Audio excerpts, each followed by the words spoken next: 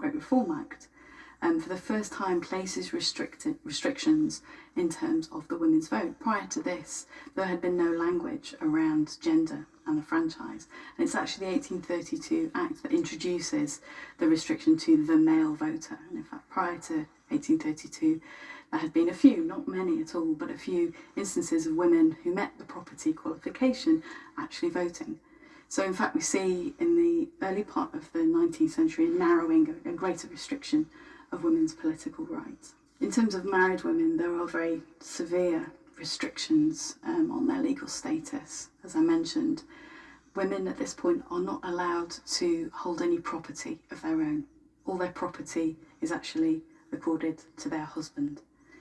Any property that they bring at the point of marriage, any wages, if they're in any form of paid employment, any wages they earn, in fact, belong to their husband. Women aren't allowed to write their own will. They're not allowed to sue or be sued.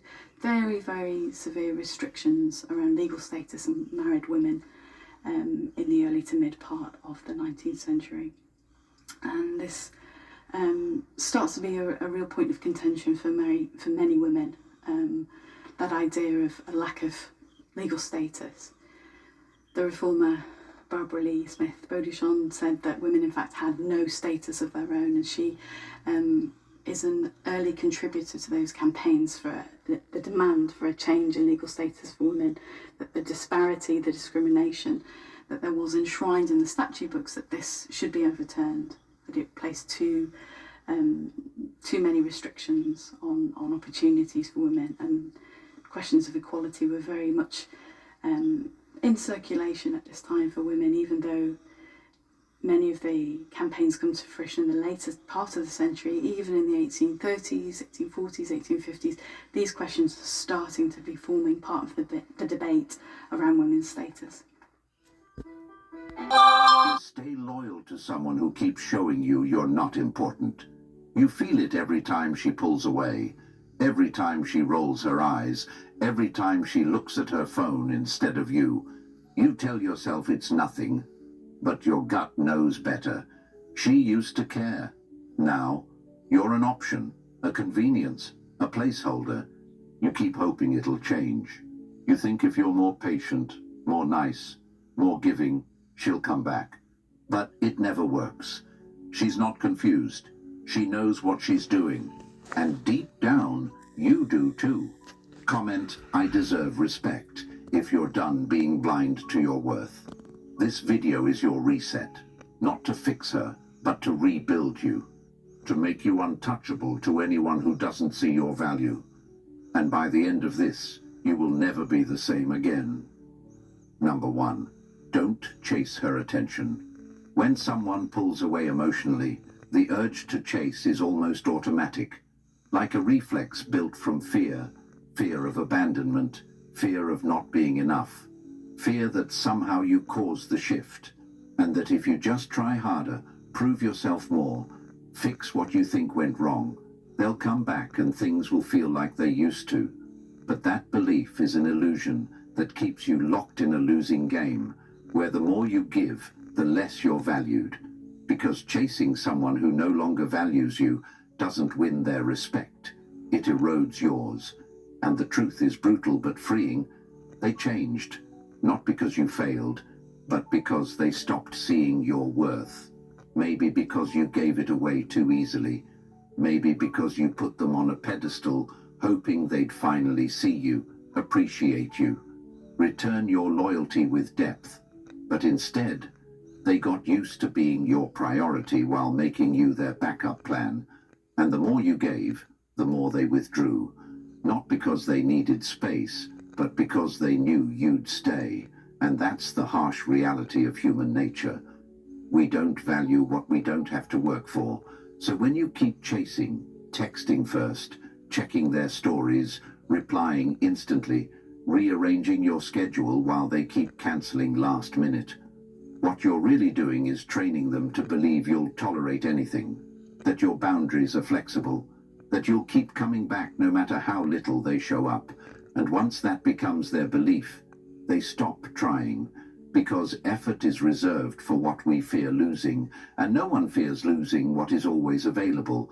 So if you're sitting there wondering why she doesn't call like she used to, why she stopped caring about your opinions, why your wins don't excite her and your pain doesn't move her, it's because she already sees herself as above you, because you handed her the role of your emotional anchor without demanding mutual energy in return. And every time you tolerated distance, accepted cold replies, overlooked the missed calls and dry energy, you reinforced that role.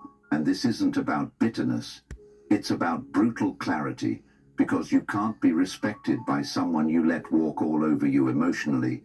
And the solution starts not with trying to win her back, but with asking why you gave her the power to define your worth in the first place. And from that question, you'll find your next move. Pull back, not to play games, but because someone who doesn't meet you halfway doesn't deserve to meet you at all. And that begins with stillness, not noise, with pausing your energy and watching what happens when you stop feeding the dynamic. And what you'll see is telling. Either she'll step forward with genuine effort, or she'll disappear because the illusion of power is gone.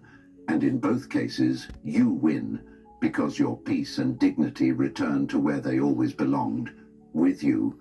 And this is where stoic clarity lives, not in reacting, but in observing, not in shouting your value, but in walking in it, without needing it confirmed by someone who already stopped seeing it.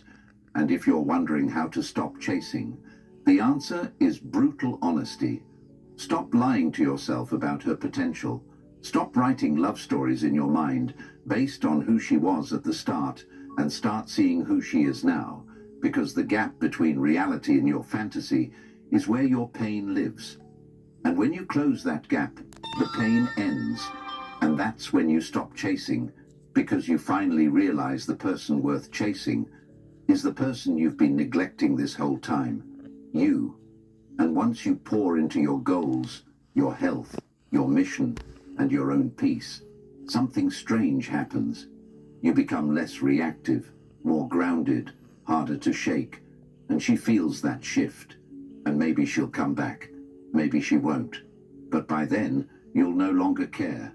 Not out of spite, but because you've outgrown needing breadcrumbs from someone who couldn't see the feast of value you brought to the table. And when you become that person, the one who doesn't chase, doesn't beg, doesn't adjust himself to be seen, you no longer fear loss, because you now carry something more powerful than attention, self-respect. And that becomes your filter, your guide, your standard. So the next time someone pulls away, you won't panic, you'll pause, and in that pause, you'll reclaim yourself. Not because it's easy, but because you finally understand the truth. The person who chases loses their value in the eyes of the one they chase, and the person who walks away with clarity creates the space where real respect is either born or the illusion dies. Either way, you win, and that win begins the moment you stop chasing those who treat your presence like it's disposable, because from that moment forward, you become unavailable to anything less than alignment.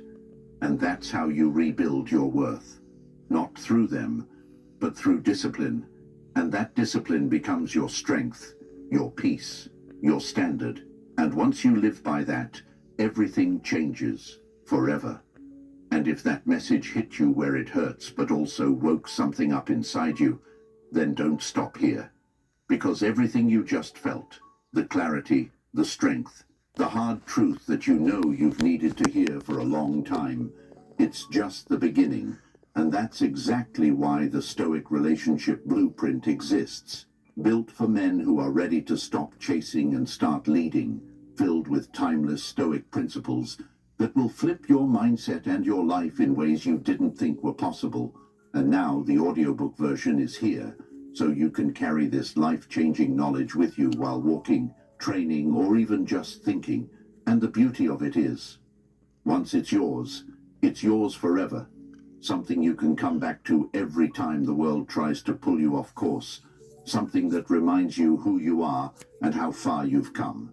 So the next time you feel weak, overlooked, confused, or tempted to settle for less, you'll have the blueprint to bring you back. And and it's waiting for you right now in the comments. All that's left is to take the step your future self is begging you to take. Number 2. Let her feel your absence. One of the deepest mistakes people make is thinking presence is what wins love. Thinking the more available they are, the more consistent, the more they show up, the more they'll be appreciated. But the opposite often happens, especially when you're giving that presence to someone who doesn't respect it, who doesn't reciprocate, who uses your consistency as a crutch to never change. And what people forget is that human nature often only reflects